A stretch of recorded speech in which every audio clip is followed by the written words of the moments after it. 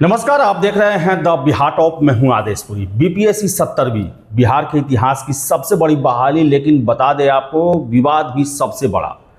अभी तक कोई भी निष्कर्ष नहीं निकल पाया है, लेकिन आयोग अपनी कार्रवाइयां जो है आगे बढ़ाते जा रही है। मामला कोर्ट में है, सड़कों पर है। री एग्ज़ाम चाहने वाले टस से मस होने को तैयार नहीं हैं।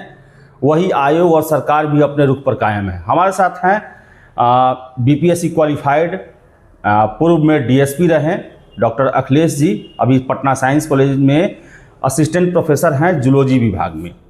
बीपीएससी चूँकि क्वालिफाई किए हुए हैं और अपना हमेशा पक्ष रखते हैं पठन पाठन को लेकर, प्रतियोगी परीक्षाओं को लेकर। इनसे ही बात करेंगे। सर, सबसे पहले सर बहुत बहुत धन्यवाद जुड़ने के लिए। पहली बार आपसे मुलाकात हो रही है।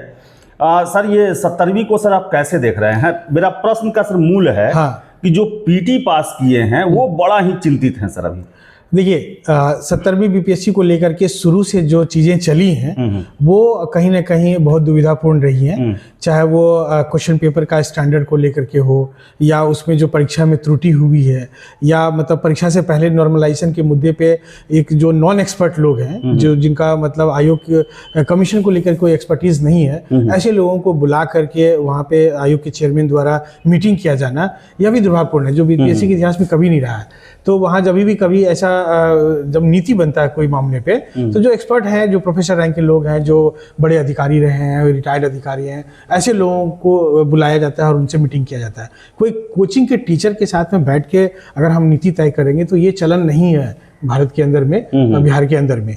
तो उन चीज़ों को क्या किया, फिर नॉर्मलाइजेशन को लेकर के जब आंदोलन हुआ तो आयोग पीछे हट जाती है। तो जब 2 शिफ्ट में एग्जाम हुआ, दोनों शिफ्ट के एग्जाम का रिजल्ट देने को लेकर वो बोलते हैं हम नॉर्मलाइजेशन नहीं करेंगे और हम इनजस्टिस भी नहीं होने देंगे। तो ये कैसे होगा, ये कौन सा फॉर्मूला है?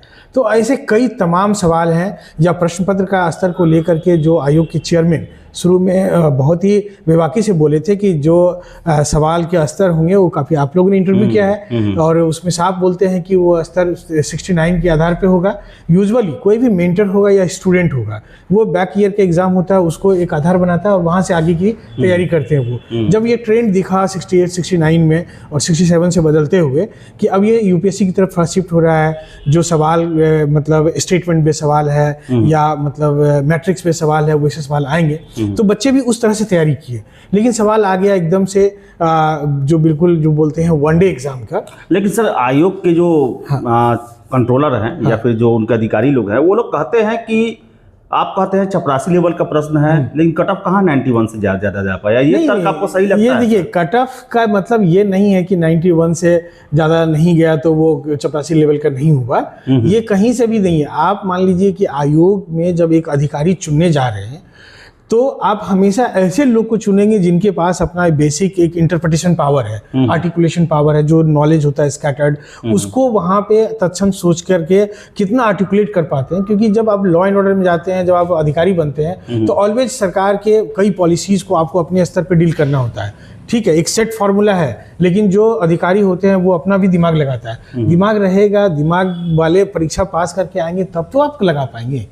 तो इसका मतलब ये नहीं, जैसे आप देखिए कि कैट का एग्जाम होता है तो उसमें आईएम में जाते हैं और दुनिया का बहुत बड़ा एग्जाम माना जाता है, बहुत पैकेज में नौकरी लगती है। सिलेबस उसका 9-10 लेवल का होता है मैथमेटिक्स, लेकिन कितना उसका मतलब रेंज बड़ा होता है, आप ये समझिए। तो ऐसा नहीं है। आप मतलब मैं एक एग्जाम के बारे में बताना चाहूँगा दर्शकों को भी। जो ओलंपियाड होता है, क्योंकि आजकल ओलंपियाड बहुत सारे मशहूर है, वो नहीं, जो Tata institute of fundamental research organise करती है, IOQM बोलते हैं उसको, फिर RMO, फिर INMO, फिर IMO। तो उसमें मतलब जो सवाल आते हैं, आप देखिए क्लास 8 से लेकर 12 तक के बच्चों को सेम सिलेबस होता है।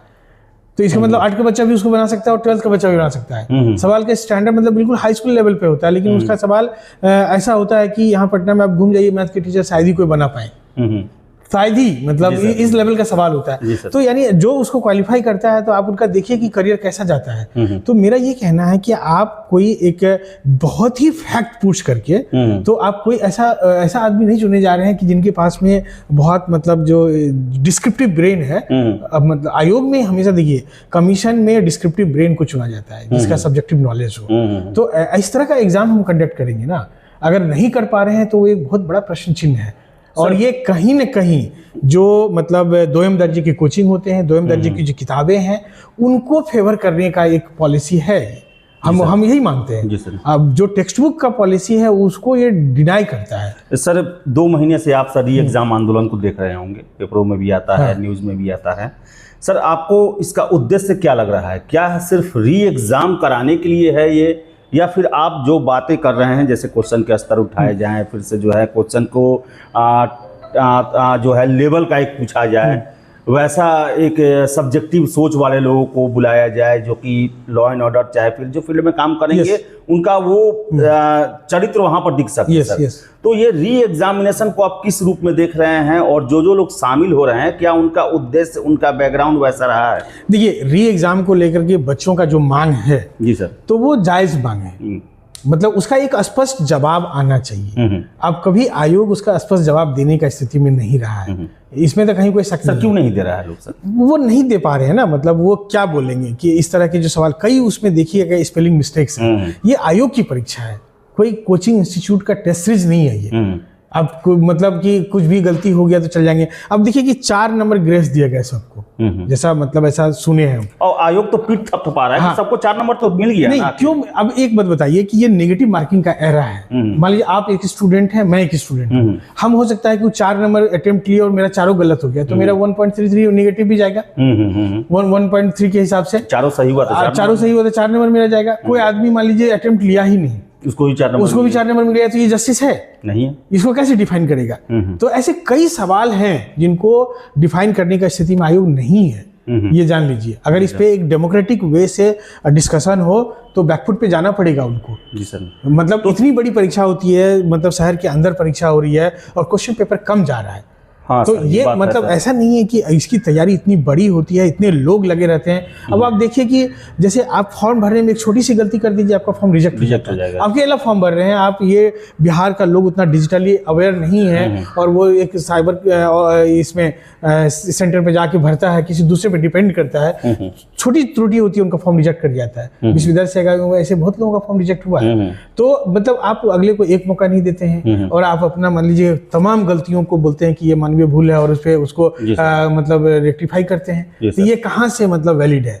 आखिर मान लीजिए ये डेमोक्रेटिक कंट्री है, यहाँ सबको सुना जाना चाहिए। अगर बच्चों को नहीं सुना जा रहा है, ये दुर्भाग्यपूर्ण है। दुर्भाग्यपूर्ण तो है ही सर। और सर 13 दिसंबर के एग्जाम और 4 जनवरी के एग्जाम को आप सर कैसे देख रहे हैं? सर उसका रिजल्ट दिया गया, ये नहीं बताया गया कि क्या एल्गोरिदम अपनाया गया दोनों रिजल्ट को देने में। देखिए, शुरू से हम लोग इस बात का सवाल उठाते रहे हैं कि अगर आप एक तरफ, उन्होंने मतलब प्रेस कॉन्फ्रेंस जो किया था जब एग्जाम कैंसिल किए थे, तो बोले थे normalisation, I am not going to apply any normalisation. Normalisation नहीं लागू करेंगे। जब नॉर्मलाइजेशन लागू नहीं करेंगे तो जस्टिस होगा नहीं, ये जान लीजिए, कभी नहीं हो पाएगा। तो सर बता क्यों नहीं रहे हैं वो? तो मतलब वो तो बोले कि हाँ, क्या बोला कि इस तरह के कई सवाल हैं जिनका कोई स्पष्ट जवाब नहीं है उनके पास में। अगर मान लीजिए जैसे कि अब एग्जैक्ट परसेंटेज मुझे नहीं पता, जैसे उस डेट में बोलते हैं कि इतना % सक्सेस है, हाँ, ये दावा दोनों में वेरिएशन है, तो ये वेरिएशन को कैसे आप जस्टिफाई कीजिएगा? ठीक है, तो मतलब जैसे देखिए कि नॉर्मलाइजेशन को लेके भी मैं बात करना चाहूंगा। हो सकता है कि बच्चे इसको थोड़ा अदर भेज लें, लेकिन जो सच्चाई है तो बोलना पड़ेगा। नहीं सर, जो चर्चा है, चर्चा में तो बोलूंगा। हाँ, जो सच्चाई है तो मैं बोलूंगा, चाहे बच्चों को बुरा लगे या खराब लगे, उससे मेरा मतलब नहीं है, मैं सच बोलता हूँ। जैसे जेईई मेंस होता है, कई शिफ्ट में परीक्षाएं होती है, ठीक है, अलग अलग शिफ्ट में होती है। एक शिफ्ट में कंडक्ट करना संभव नहीं है, 15-20 लाख बच्चे परीक्षा देते हैं। जब कई शिफ्ट में परीक्षा होती है तो वहाँ नॉर्मलाइजेशन लागू होता है, उसका एक फॉर्मूला है, बच्चों को दिक्कत नहीं होता उसमें, वो एक कैलकुलेशन मेथड है। जी सर, जी। तो यहाँ भी मतलब एक अगर ये चीजें अगर बच्चों को बता करके ये दिस इज माय फॉर्मूला, समझ गए, और वो फॉर्मूला बच्चों को कन्विंस करके किया जाए तो इसमें कोई ऐसा कंट्रोवर्सी नहीं उठेगा। सर छात्रों को दिक्कत नहीं है, लेकिन जो सर आयोग का जो भी स्थिति आप भी सर जानते हैं, आयोग के कार्य प्रणाली को लेकर उन्हें विश्वास नहीं है। हाँ, मतलब मैं यही कह रहा हूँ कि जैसे हम लोगों को आयोग के प्रति बहुत इकबाल था, हम लोग मानते थे कि एकदम मतलब बहुत आराम से जाते थे, और आज तक कभी नहीं मन में, कोर ऑफ माइंड में आता भी नहीं था कि इस तरह की कोई गड़बड़ी होगी, और बहुत भरोसा करके हम लोग परीक्षा देने जाते थे। तो ये एक समझिए कि एक ऐसा स्थिति आ गया है जहाँ पे कि आयोग को और सरकार को एक विश्वास भी बिल्ड करना चाहिए। और इस बिल्ड करने के लिए अगर मान लीजिए हमको कुछ एक स्टेप आगे भी बढ़ना पड़े, अगर मान लीजिए री एग्जाम लेना भी पड़े, तो कोई बहुत बड़ा मामला नहीं है, ये बहुत प्रेस्टीज का सर, मामला नहीं है। और ये ऐसा नहीं है कि मतलब इसको एक इशू बना लें कि नहीं ही लेंगे। जी सर, ले लेंगे तो कोई बहुत बड़ा, क्योंकि कई बार री एग्जाम हो चुका है। जी सर री एग्जाम, सर एक और बात है सर, अगर री एग्जाम होता है तो उससे पहले क्या इन्वेस्टिगेशन जरूरी है, कुछ रिकमेंडेशन सरकार या आयोग की तरफ से कि कुछ परिवर्तन, अगर यही चीज दोबारा हो जाए तो फिर क्या नहीं देखिए, जब री एग्जाम होके फिर ऐसा ही हो जाएगा तब क्या फायदा है सर? बिल्कुल फायदा नहीं है। री एग्जाम होने से पहले जो भी त्रुटि हुआ है उन त्रुटियों पे काम होना चाहिए। जी सर, चाहे वो प्रश्न पत्र के स्तर का मामला हो, चाहे सेंटर में जो त्रुटि हुई उसका मामला हो, या उसमें स्पेलिंग मिस्टेक का मामला हो, या मतलब जो सर एक्सपर्ट लोग को लेकर आप क्या कहेंगे सर? क्या बीपीएससी के ऐसे एक्सपर्ट हो सकते हैं जो ऐसे ऐसे प्रश्न सेट करें? देखिए, अगर मैं मतलब जो लोग भी इस तरह के प्रश्न सेट किए हैं तो उनको बंधन है कि अगर मान लीजिए आप एक प्रश्न पत्र सही से सेट नहीं कर पा रहे हैं तो अपने आप को कम से कम बोलिए कि मैं एक्सपर्ट नहीं हूँ। वही तो सर, 2023 में जनगणना, ठीक है, तो मतलब ऐसा इस तरह से कम मत कीजिए। अगर आपकी जिम्मेदारी, जैसे मुझे मान लीजिए कोई जिम्मेदारी मिलेगी तो मैं मतलब उसको निभाऊंगा ना। अभी एक बच्चा मान लीजिए वो आया मेरे पास कि सर कॉपी चेक कर दीजिए, मैं अभी नहीं कर सकता हूँ उसको, तो मैं पढ़ूंगा 4 बार 5 बार, इट विल टेक 2 आवर्स। तो हम कोई फेक काम नहीं कर सकते हैं। तो जो मेरे बस का बात नहीं, अगर हम एक अच्छा स्टैंडर्ड क्वेश्चन सेट नहीं कर सकते हैं तो हम डिनाई करेंगे कि मेरे बस का नहीं है। सर ये आयोग में सर अभी तक देखे सर, अभी सर 69वीं और 60वीं देखे हैं, साबित किए हैं एक्सपर्ट की क्वेश्चन इस तरह होते हैं। हाँ, छात्र भी माने, हाँ, शिक्षक भी माने। नहीं, हम लोग भी बहुत खुश थे। ये कितना गिरावट सर, कैसे सर? क्या ये जानबूझ के हुआ है या बाय मिस्टेक हो गया है? नहीं, बाय मिस्टेक नहीं हो सकता है। ये बाय मिस्टेक कैसे हो सकता है? बाय मिस्टेक 1 क्वेश्चन 2 क्वेश्चन का हो सकता है, पूरा सेट नहीं होगा। वजह क्या है सर इस बात पर? अब ये वजह तो मान लीजिए जो लोग इसमें इस नेक्सस में शामिल है वो लोग बता सकते हैं कि क्यों ऐसा किया है सर। इसका मतलब निश्चित रूप से है, नहीं है। देखिए, कहीं भी अगर धुआं उठ रहा है तो आग जल रही है। जी सर, बिना आग की कोई धुआं नहीं होता है। इतना ऑल अराउंड मान लीजिए अगर बातें चल रही हैं, कुछ तो मान लीजिए गड़बड़ है अंडर करंट में। अब वो हम लोगों को पता नहीं है, हम इन्वेस्टिगेटिंग एजेंसी नहीं है, वो जो इन्वेस्टिगेटिंग एजेंसी है वो पता लगा सकते हैं। लेकिन कहीं ना कहीं लोगों के मन में दुविधा उत्पन्न हो गई। सर इस आंदोलन में आप देख रहे होंगे कि हर एक कुछ दिन बाद एक नया सेनापति आ जा रहे हैं, भले लक्ष्य मिले ना मिले, लड़ने वाले आ जा रहे हैं। कुछ दिन पहले ही गुरुदेव एक आए हुए हैं सर, क्या कहेंगे? एकाएक से खड़ा हुए हैं। देखिए, ऐसे लोगों से अचानक नहीं आए हैं, पहले भी कुछ दिन पहले आए, फिर कुछ दिन बाद आ जाते हैं। तो मेरा ये कहना है कि अगर आप कोई एक स्टैंड लेते हैं तो उसको ये कंक्लूसिव एंड तक लेके जाइए। और एक जो तरीका होता है सही का, मान लीजिए हम केवल वहाँ एक बाइट दे दिए, उस तरीका नहीं है। अगर मान लीजिए हम लीड करेंगे तो हम सरकार, जैसे मान लीजिए पप्पू यादव आए, राहुल गांधी आए, तेजस्वी आए, इसके बाद खान आए, मतलब इस तरह के तमाम लोग आए, या मतलब और भी लीडर्स आए, तो उन लोगों को कलेक्टिव, मैं कहा हूं कि कलेक्टिव आप मुख्यमंत्री से मिलिए, कंबाइन सब लोग। मान लीजिए अगर पक्ष के लोग तो सरकार के स्टैंड को सपोर्ट करेगा, ये तो नॉर्मल एक ट्रेंड है, वो कभी सरकार के अगेंस्ट पे नहीं जाएगा। चिराग पासवान सरकार में शामिल है, लेकिन उन्होंने उस स्टैंड को खरीद किया और विद्यार्थियों के हित की बात की।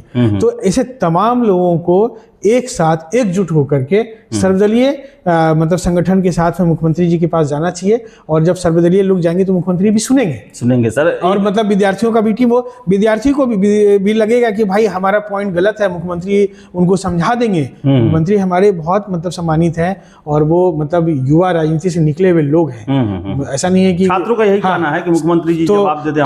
तो वैसे कंडीशन में जरूर छात्र, मुझे लगता है कि कन्विंस होंगे और होना चाहिए। और ये मतलब युवाओं का मामला है, यहाँ कोई ईगो नहीं होना चाहिए। जी सर, अंतिम प्रश्न ये है कि 21,000 से अधिक कैंडिडेट पीटी पास किए हैं और वो बड़ा दुविधा में है। अब इतने बड़े शिक्षक के द्वारा सभी पूरे देश के सभी मीडिया में बोला जाए कि एग्जाम कैंसिल होके ही रहेगा। अलग बात है कि वो अपना मेंस और टेस्ट सीरीज का बैच चला रहे हैं। ऐसे में जो पीटी पास किए हैं सर, उनको आप क्या कहेंगे? बड़ा ही दुविधा में है सर वो। देखिए, एक बात समझिए, जिस तरह से आयोग बढ़ रही है, परीक्षा लेंगी, मतलब आयोग अपना परीक्षा लेगा, उसमें तो कोई दिक्कत नहीं है। तो जो लोग पीटी पास किए हैं उनसे तो मैं यही कहूंगा कि आप अपनी परीक्षा की तैयारी करिए मेंस का, और समय जाया मत कीजिए। ये दुविधा है, मैं मानता हूँ कि अगर देखिए थियोरेटिकली बोलना आसान है, लेकिन मैं भी उसके जगह पे होता तो हम भी दुविधा में होते और फोन निकाल के देखते रहते कि क्या चल रहा है। तो लेकिन इसके बावजूद एक मेंटर होने के नाते मैं तो यही कहूँगा कि आप जो है अपना मेंस की तैयारी पे कॉन्सेंट्रेट कीजिए, क्योंकि जब एग्ज़ाम हो जाएगा, मान लीजिए कैंसिल नहीं होगा, जिसका चांसेस बहुत कम दिख रहा है मुझे, क्योंकि मतलब कोर्ट में भी कोई सुनवाई तो हो नहीं पा रही है। जब सुनवाई नहीं हो रही है तो और सरकार भी नहीं सुन रहे हैं, तो आखिर ये आएगा कहाँ से? तो वैसी स्थिति में मतलब ये एग्जाम होने की तरफ बढ़ रहा है परीक्षा।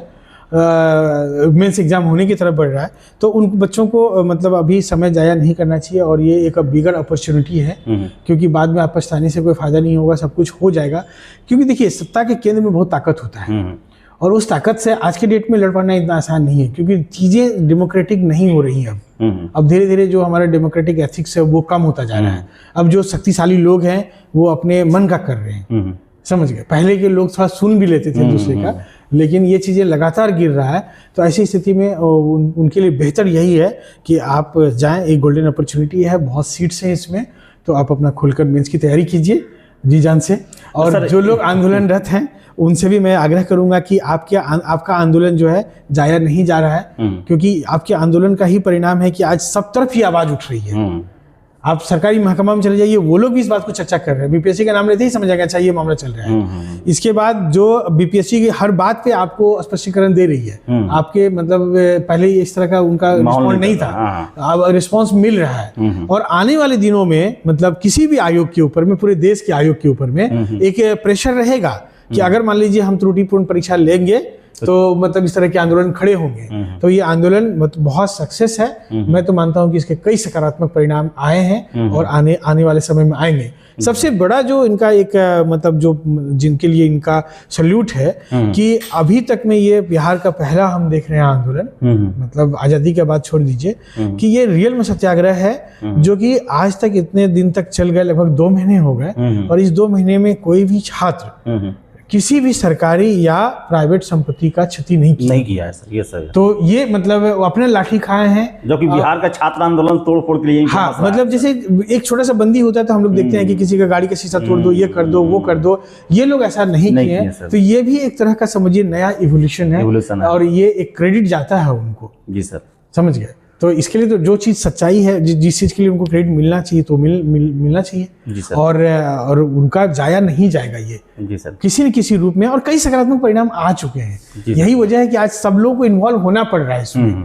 राहुल गांधी तक को वहाँ आना पड़ा जी सर, आए कि नहीं? अगर मान लीजिए कि ये आंदोलन का जीत है ना कि आपका जो विपक्ष का सबसे बड़ा लीडर है वो आए, गर्दनीबाग पहली बार आए। हाँ, तो मतलब आना पड़ा। मतलब तो ये क्या जीत नहीं है, जीत केवल परीक्षा कैंसिल होने तक मत मानिए, लेकिन उसके पहले भी कई परिणाम सर अगले परीक्षाओं में दिखाई निश्चित दिखेगा। तो अखिलेश सर थे, बता दें आपको कि डीएसपी रहे हैं, अभी असिस्टेंट प्रोफेसर हैं पटना यूनिवर्सिटी में, और इन्होंने काफ़ी तार्किक बातें रखी और आयोग में भी बहुत सारे सुधार परिवर्तन की ज़रूरत है। सबसे बड़ा चीज़ है छात्रों को विश्वास में लेना, क्योंकि नॉर्मलाइजेशन जैसी प्रक्रिया कोई बड़ी चीज़ नहीं है, लेकिन छात्रों का आयोग को लेकर अविश्वास ही इसकी राह में सबसे बड़ा रोड़ा बना और आज भी इसी को लेकर न्यायालय में मामला चल रहा है। तो देखिए आगे क्या होता है। फिलहाल इस वीडियो में इतना ही। सर जुड़े हैं आप, बहुत बहुत धन्यवाद। आगे भी सर से जुड़ते रहेंगे हम लोग। फिलहाल इस वीडियो में इतना ही। वीडियो पसंद है लाइक शेयर करें, हमारे चैनल द बिहार टॉप को सब्सक्राइब जरूर कर लें। धन्यवाद।